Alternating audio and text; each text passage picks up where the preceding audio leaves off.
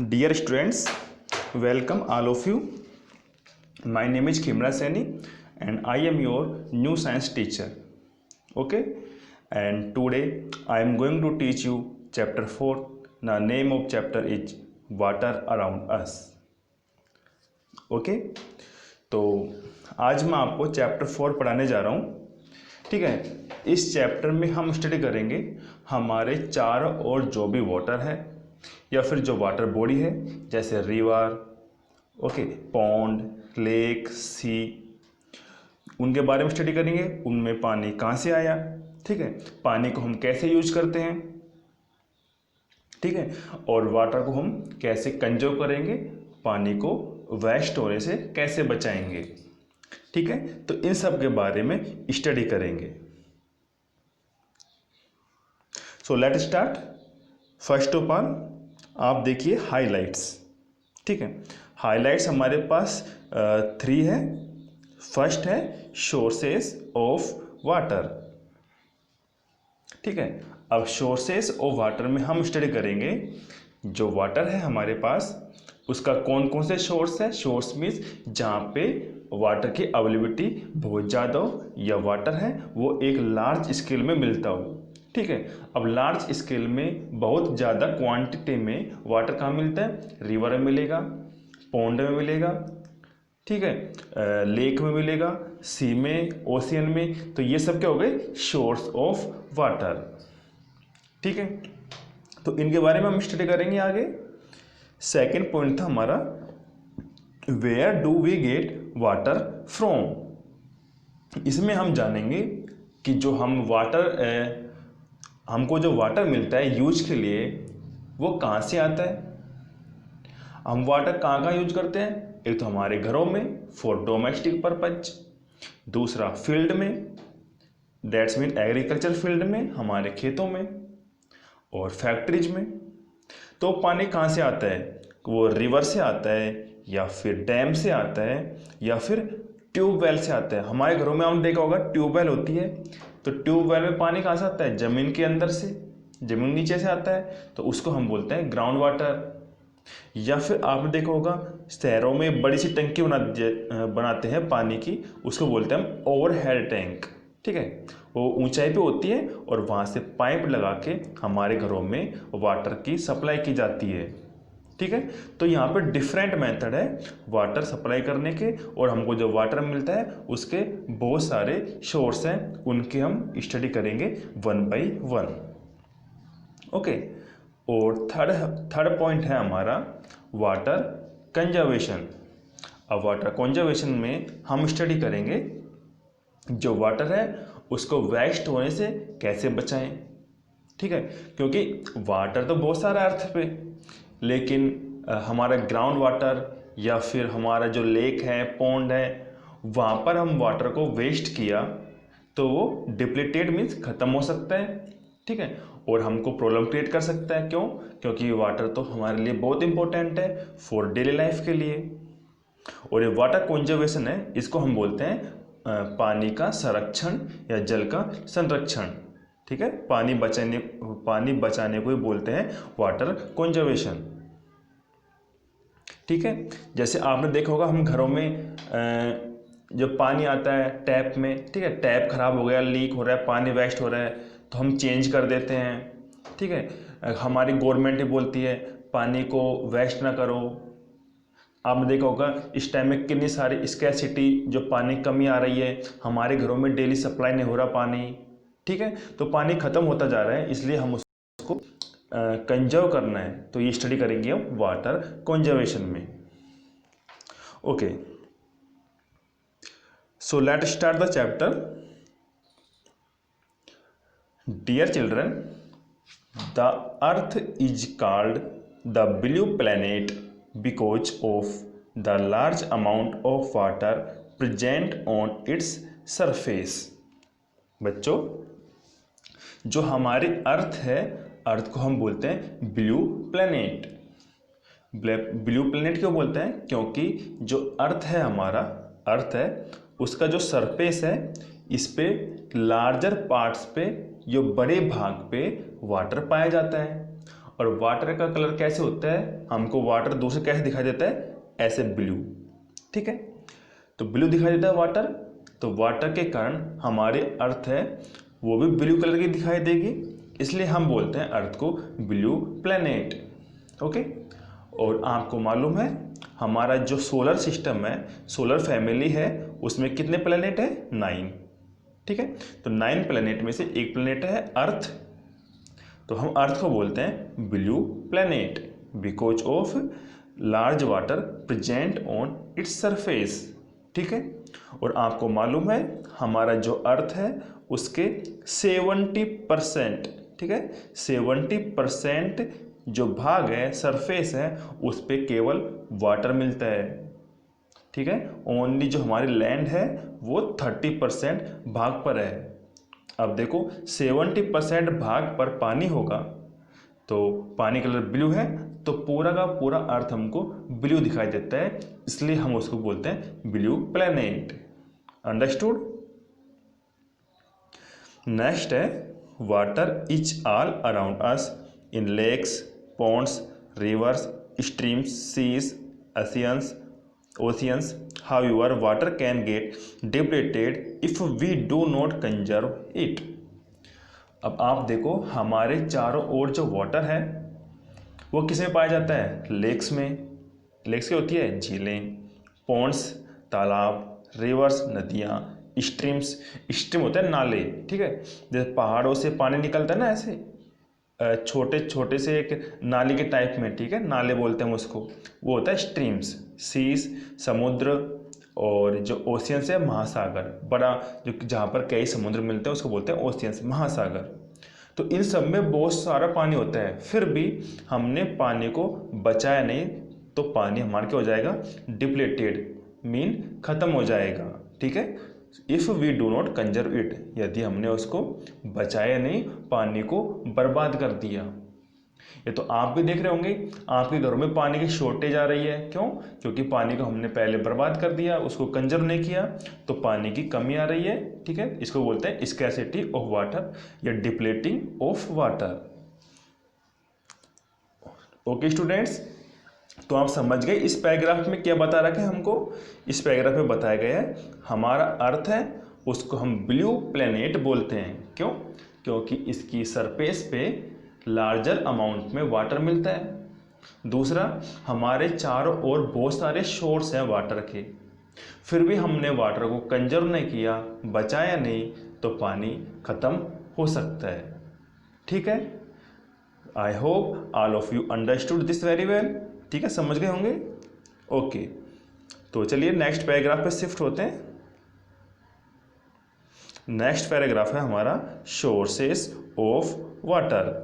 ठीक है, अब हमको स्टडी करना है जो वाटर का कौन कौन से सोर्स है जहाँ पर वाटर हमको लार्जर अमाउंट में मिलता है। तो स्टार्ट करेंगे paragraph. There are many sources of water such as ponds, waterfalls, lakes, streams, rivers, seas, oceans. These water bodies are known as natural sources of water. Rain and melting glaciers are main source of water. They fill up the water bodies. ठीक है, तो ये बोल रहे हैं हम क्या study कर रहे हैं, सोर्सेस ऑफ वाटर। तो ये बता रहा है हमारे चारों ओर बहुत सारे सोर्स हैं वाटर के, जैसे पॉन्ड्स हो गए, ये भी सोर्स है क्योंकि पॉन्ड्स में भी बहुत सारा वाटर मिलता है। वाटरफॉल्स, झरने, देखो पिक में ये रहा, फोटो में झरना दिख रहा है, ये भी क्या हो गया, वाटरफॉल्स है।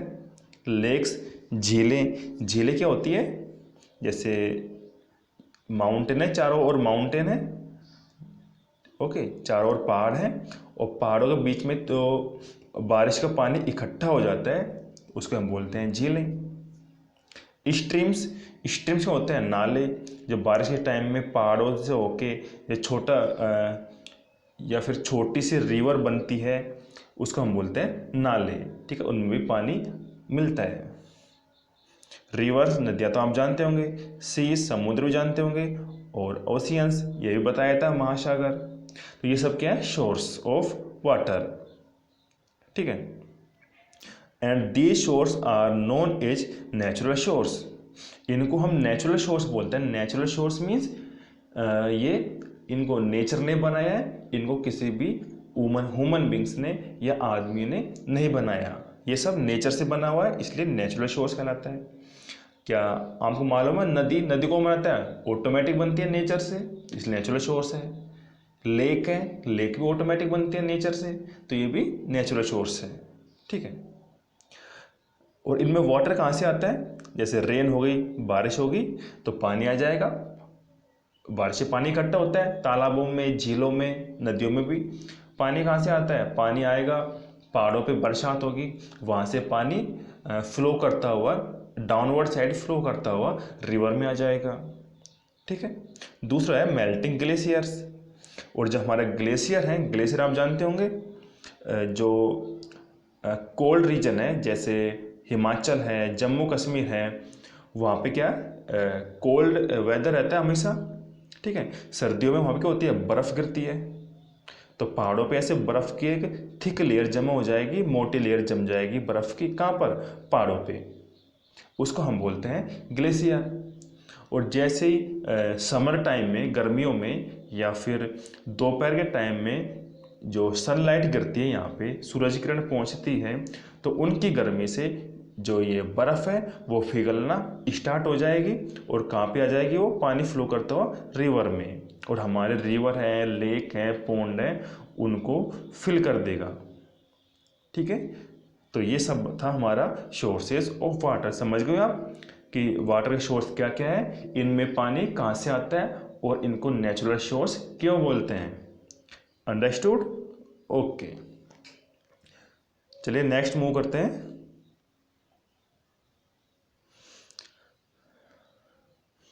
The other sources of water such as dam, tanks, head pumps and wells are constructed by human beings for storing water.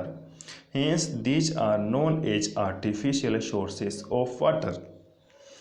अब देखो, ये डैम दिख रहा है आपको, ये वाटर का टैंक है, ये हेड पंप है, और ये वेल है, कुआं।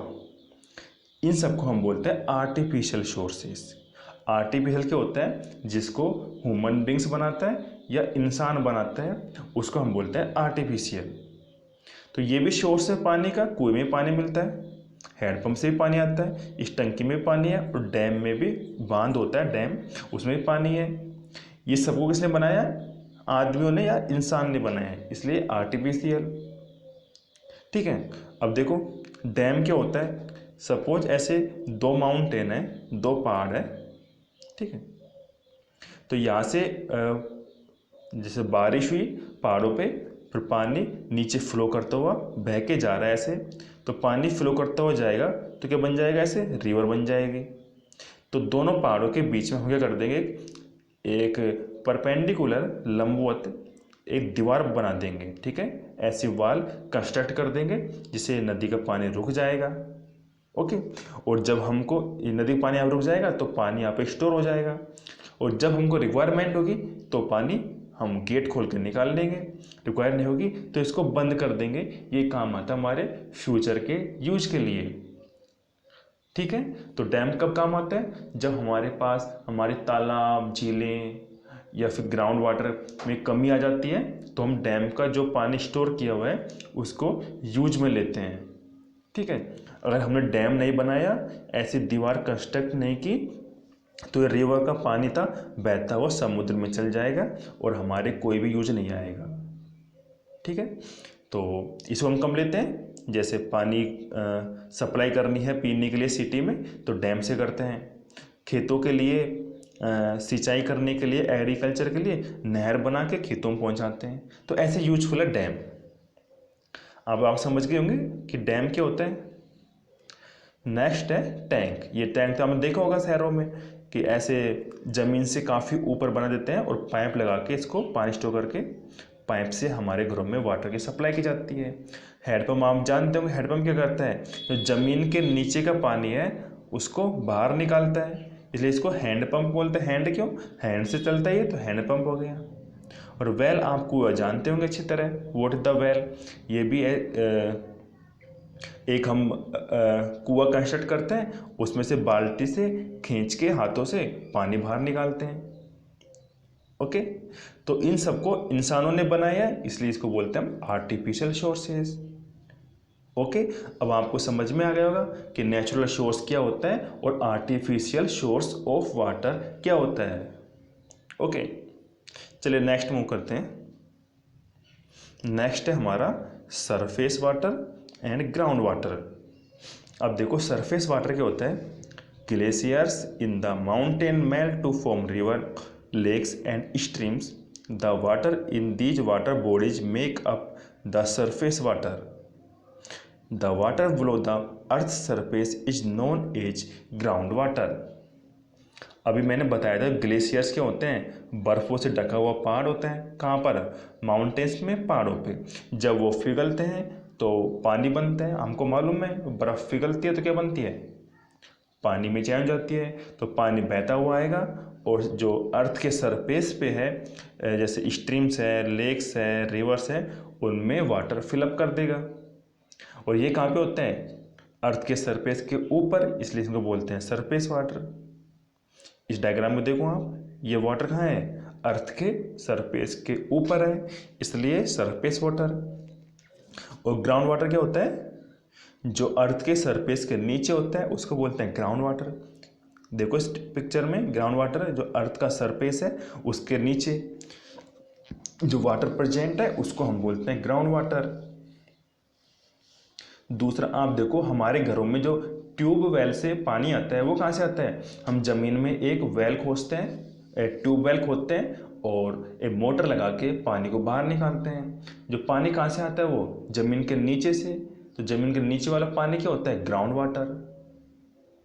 ठीक है। और नदियों तालाबों में पानी क्या होता है? सरफेस के ऊपर, तो सरफेस वाटर। ठीक है। नेक्स्ट है, we can obtain ground water by constructing wells, hand pumps and tube wells. ये तो आप अभी बताया था, आपके घरों में जो ट्यूबवेल होता है वो पानी कहाँ से निकालता है? जमीन नीचे से। कौन सा पानी? Ground water. हैंड पंप भी जमीन के नीचे वाला पानी निकालता है, तो वो भी ग्राउंड वाटर होता है। ठीक है, तो अब आप अच्छी तरह समझ गए होंगे कि सरफेस वाटर क्या होता है और ग्राउंड वाटर क्या होता है। और ग्राउंड वाटर कैसे निकालते हैं? ट्यूबवेल खोद के या हैंड पंप लगा के या कुआं बना के।